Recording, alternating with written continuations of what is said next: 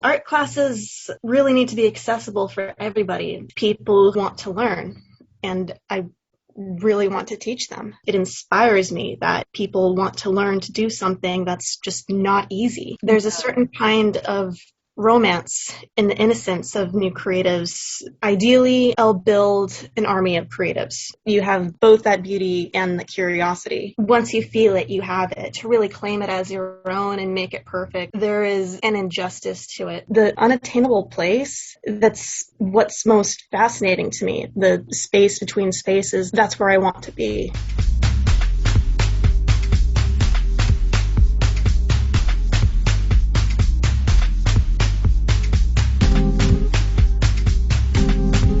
Welcome to Angel City Culture Quest, where art, social justice, and the environment meet in Los Angeles.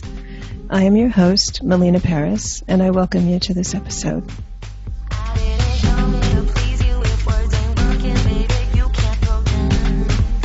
Hello, culture lovers. This is your host, Melina Paris.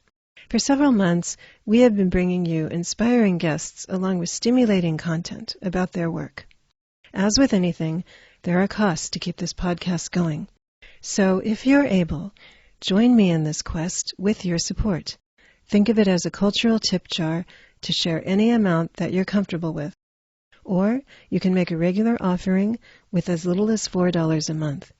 This will contribute to my ability to continue bringing you the great work of these artists, activists, and others, plus the cultural content that you want to hear about. I appreciate you, and I would be honored to have your support. To join, please go to our Patreon link at patreon.com/Angel City Culture Quest. There, you can also see all of our past episodes, get early announcements, and find more perks to come. Thank you.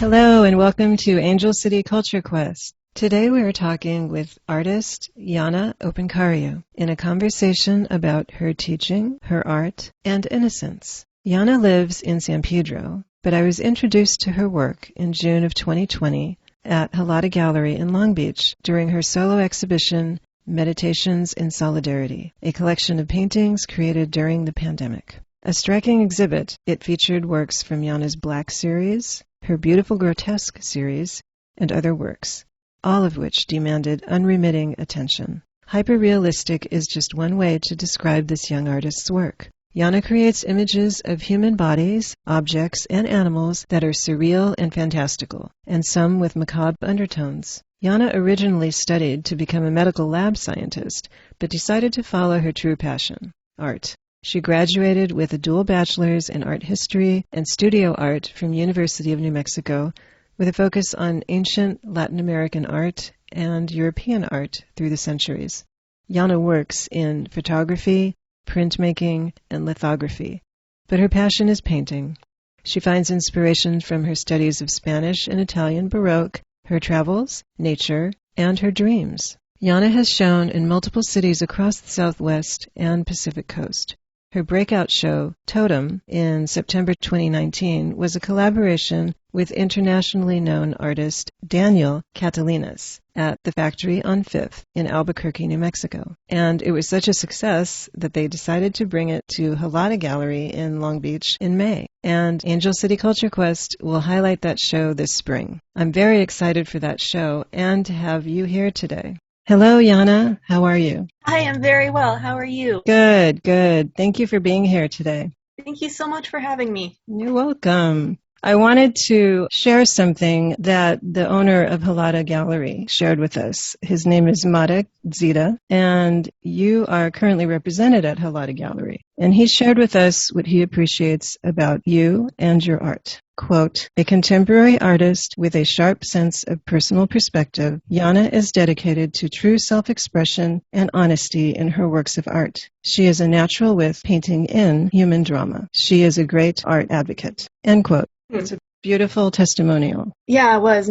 Marek is so genuine and so sweet, and every artist that he brings into Hellada, I mean, he really sees an honesty and a truth in them. So I deeply appreciate that, and I really deeply appreciate what he said. It sounds like a very nurturing environment. That's uncommon, so it's wonderful to have that. Recently, you just started teaching art classes at the Long Beach School of Art at Hellada Gallery. I wanted to start our discussion there. So can you tell us, how did that Long Beach School of Art come to be? Yeah, absolutely. So Marek approached me with the idea to do these classes almost a year ago, but we didn't get serious about it until October of 2021. And in October, it really came into fruition. Art classes really need to be accessible for everybody, especially during these COVID times. It's really difficult, and people really do need some sort of outlet. Since I have 2 degrees, one in studio art and one in art history, and having some teaching experience, I've done, I suppose, 10 years on and off at the print studio at the University of New Mexico, and teaching drawing and painting to friends and just some basic paint and wine classes. I figured if I have the ability to teach people who have never done anything like this in their lives, they haven't held a paintbrush or a pencil, for them to come to my classes and 2 hours later very positively say, wow, I created this. But, how do I step that up? And what if people who are very interested and committed, but they've never held a pencil in a creative way, they want to learn, and I really want to teach them. You said it's important to acknowledge your students' bravery. Can you talk about why and the ways in which you do that? It's so important, and I want to acknowledge the bravery in doing that. It's easy to do that when you're a small child and everything is creative, but the people I'm teaching now at the Long Beach School of Art, they're older than I am, and it inspires me that people want to learn to do something that's just not easy. Even for creatives, it's not easy. For people who've worked in a totally different capacity their whole lives, to trust me with something that's delicate is really an honor, and I'm so proud of these students that I have now. They grow in leaps and bounds every week, and I think there's a certain kind of romance in the innocence of new creatives, that you have no idea of what you're creating and why, and not knowing if it's good, and frankly, you really don't have much care in it, and that you're just doing it. Just doing the work. About that innocence, you said that the new artist is not influenced or affected by knowing if a thing, a picture or a story, for instance, has been created before. It sounds almost as if you're suggesting this idea, this innocence can potentially be a continuing discussion of work. Is that accurate? Everything's been done before. Yeah. Yeah. Yeah. Maybe I've recently realized that more when I actually started writing a book. It's a sci-fi fantasy novel, a little bit of romance. I realized, I have this whole story in my head, and my favorite author is Neil Gaiman, which is pretty cliche, but does it really matter if I have this story and I know how to write, and it's not influenced by knowing that I know that that story has been told before? And conversely, you had mentioned Kehinde Wiley and his A Portrait of a Young Gentleman, which recently was displayed across from Thomas Gainsborough's Blue Boy at the Huntington Library. Now, in that painting, I just want to describe a contemporary young black man, like Blue Boy, is in what they call a contrapposto stance, and that's where his hips and legs are twisted away from the direction of the head and shoulders. This stance was historically an important sculptural development, I discovered when I looked it up. Its appearance marks the first time in Western art that the human body is used to express a more relaxed psychological disposition. It's playful. Wiley utilizes this disposition, or this playful stance. And as well, he seems to introduce that same innocence that you're talking about. In doing this, though, he also acknowledges inclusion. Yeah, it's the same thing as painting. When something is good or has a stroke of brilliance in it, there's a consciousness and knowing about what it is. That it's a contemporary painting, say that it's done in a Rococo or a Baroque fashion. Like Wiley's painting, that artist knows exactly what he's doing and why. To teach people some of what that is, but not to ignore the excitement and innocence of passion, because anything, anywhere, but particularly in LA, wanting to be a serious creative and to be prominent, there's almost a suicide in it. You can't let that knock the wind out of your sails. So I ask myself, what is ideal and best for students? It takes a lot of courage and vulnerability to do something that's brand new, especially as an adult. And I want to be there for them. To be a good teacher or a good creative of any kind is pure empathy. To place myself in my students' shoes and to see what their goals are and how I can best push them to both challenge and inspire them. Ideally, I'll build an army of creatives because we need an army of creatives. I'm for that. I'm totally for that. That's what we need.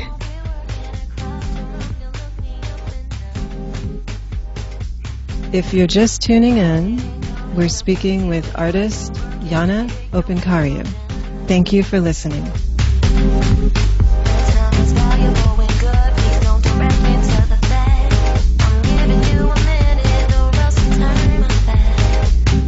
Now, talking about an army of creatives, that would be awesome, okay? And it speaks to inclusion again and making art for the people. You said that so many artists who are extremely brilliant aren't going to have their work in museums because they have not had contact with the gatekeepers. In this society, which you say is rigged against creatives, how do you hold on to your creativity? What do you do when you don't feel it? I joke a lot with my painter and musician friends that we exercise our craft in pure nihilism. I found something recently that was just so wonderfully fatalistic. It's a scene from Woody Allen's Midnight in Paris, and there's dialogue between Kathy Bates and Owen Wilson, and Kathy Bates is telling Owen Wilson, the artist's job is not to succumb to despair, but to find an antidote to the emptiness of existence. She's trying to motivate Owen Wilson in what to write and how to write. And I thought that was just absolutely wonderful. And it goes to speak about what it means to be a creative with that fatalism. What would happen if there's so many creatives that are in that mindset? Everything would break. Yeah. Yeah, it would be a different world. We would be in a different world. Yeah, that's kind of what my painting Dead Alive is about. Mm-hmm. You've got to break. Yeah, it's a beautiful piece. That painting exemplifies magic. Also, it's part of your Black series, which you use the blackest black available to artists. To describe the painting, it depicts a cracked egg suspended in black, spilling its yolk, and a dandelion emerges from it, which it's spreading its seeds. It is beautiful, and it is expressing beauty. It appears as a photograph. I wanted to mention one of the things that are most striking consistently in your work is that it is so lifelike. What is your technique? Glazing. It's a technique used by artists. I'm still a young artist, and I'm focusing in on my techniques, but I won't give away my artist secrets. Yeah. But it's a technique that you've learned. Yeah. I was co-teaching a lecture at Hellada about what needs to happen in order for art to be made. It came back to people needing to feel safe and secure to a point if they're going to be creative. I look to see what other people are doing and how and why they're creating. Things like the why and the how are very important to me, and I'm a perfectionist in my paintings, and maybe that's why I want to paint hyper realistically and in such a way that's surreal, because there is a perfection and I want to aspire to that level. Now, you said you're also working on another painting now. This one is of David Bowie, which you started in the midst of your partner's healing process after an accident. So in a way, it's an emotionally charged piece. Can you talk about how you've worked through that process? Oh yeah, I've been working on this painting of David Bowie since late October, early November, and taking care of my partner, boyfriend, and taking care of my own mental well-being, and it isn't easy. No. But when something is emotionally charged, I'm going to paint a face that I love, and maybe I wanted to paint Bowie because I've been in some dark places, and his music and artwork has always been something that I go back to during those times ever since I was little. The artistry is going to happen when I can pinpoint both my emotion and the emotion in the image that I'm working in. It's that image, but it's also me. There's a physical reaction and an emotional reaction. You have both that beauty and the curiosity. It's beautiful listening to you describe that, and this also speaks to your most recent painting called Cuts You Up, and it's of a tulip. Can you share a little bit more about that? Oh yeah, it's my new recent favorite, and I completed it a few weeks ago. This was after a very long dry period. I actually hadn't finished anything in months. My partner, he's through the majority of his healing process, and things are really looking up for me as well. So I finally had the time to finish this piece, and it's also very emotionally charged. The tulip itself is white, and it's on the black background that I do. It's part of the Black series, and it's really as perfect as I could make it with my level of technical skill right now. Where it's cut at the base, it's red and it's bleeding where the blossom is. It's about pain and it's about innocence. And it was about a new kind of trauma that I went through. It's kind of about the straw that breaks the camel's back. It was heavily inspired by Peter Murphy's song Cuts You Up, and that's obviously where I got the title. Wherever it is that cuts you up, Murphy sings about it quite opaquely. And in the chorus, he says, "It twists and turns, it changes color, it spins yarns, it leaves you dry, it takes you high, and it's painted gold." Wow, those are very expressive words.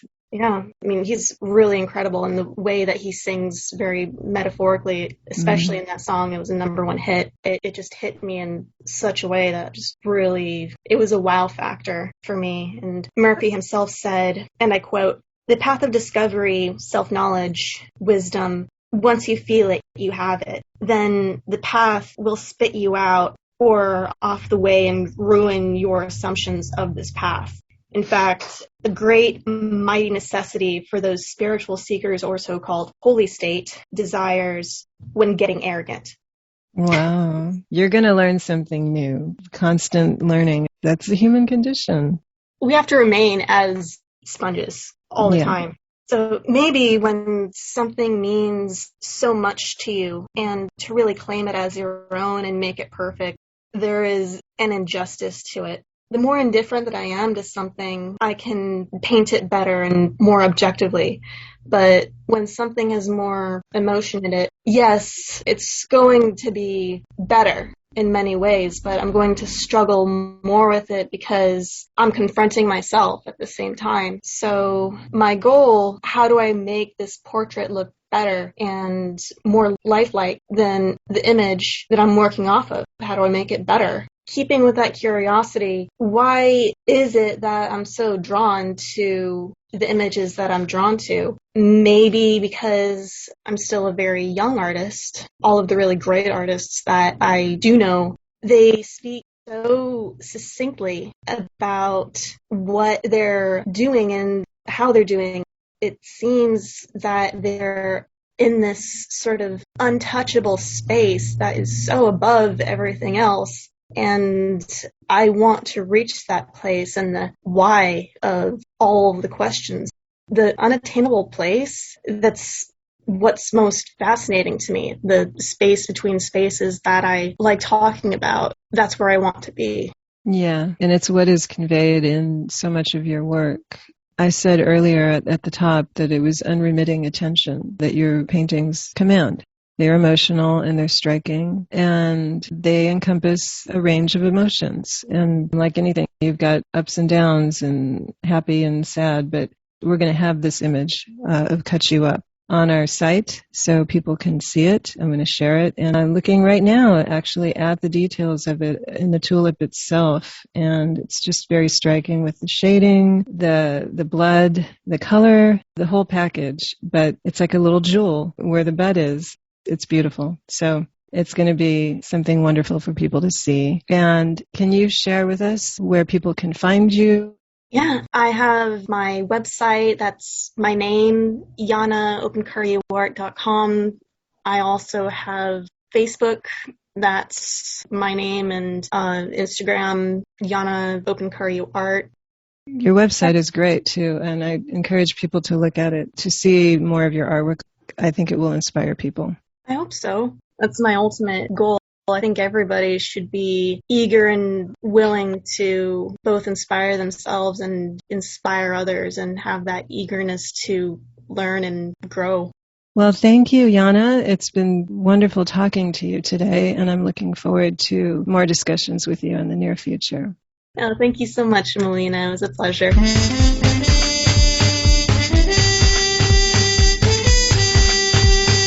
Thank you for listening. If you enjoyed the show, please rate and recommend on iTunes, Spotify, or wherever you get your podcasts.